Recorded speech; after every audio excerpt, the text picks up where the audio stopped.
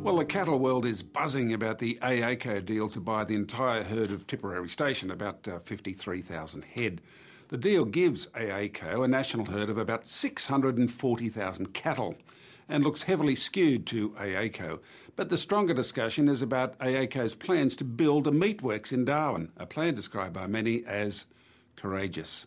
In the real world, local markets came back a fraction last week as dry conditions, or at least drier conditions, saw sale yard numbers up. The lift in Queensland was 44%. Trade cattle showed their volatility, yo-yoing yet again, while demand for cows and steers remains strong. Restockers are everywhere looking for young cattle to take off all that feed that's around. And the lift in action placed the Eastern Young Cattle Indicator down just a bit, still the second highest close on record. Lamb supplies varied during the week, with restockers chasing the merinos, and the mutton price remained strong on the back of good export demand and, again, restocker activity. And grain markets here and overseas have Weather Watch written all over them. Pro Farmer newsletter suggests that if the Northern Hemisphere produces an average crop in their summer, grain prices should ease. If not, prices could spike even higher. Locally, wheat is steady. Canola has lifted over the past week in line with Winnipeg prices, while sorghum remains firm as rain continues to disrupt the northern harvest. And the corn picture is governing American prices. China is now tipped to buy 2.5 million tonnes of American corn, placing real pressure across all sectors. So wheat lifted strongly later in the week, as did soybeans. Corn was also up as forecasts emerged that corn supplies could drop to a 15-year low by the end of August. Moving east now for the soft commodities in New York, where analysts are tipping an end to the cotton bubble. Growers all over the world are ramping up production. So cotton settled down almost 8 cents for the week, still very strong, and sugar moved pretty much sideways but stayed above 27 cents. Finally to wool, where it's been a memorable week, not necessarily for prices, but for a campaign launch in Sydney, where we saw big woolly rams grazing on a stylish piece of harbourside lawn.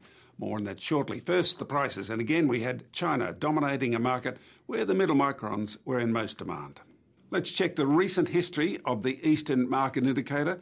There's the graph from 1999. We had that spike in 02, but the last 6 months have seen a massive lift, closing Thursday at 1,383 cents, up 4 cents for the week. And the real significance is how much that price has risen. Since July last year, the first sales of the season, the EMI is up 501 cents, or nearly 57%. Since the start of the year, the rise has been just over 34%, or 352 cents.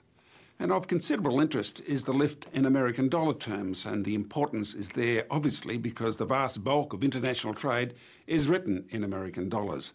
Since July, the EMI has lifted an extraordinary 84.7% in the US currency. Now, AWA boss Stuart McCulloch told me at that wool launch in Sydney he'd like to see prices level out over coming months. We would like to see it stabilise around these levels.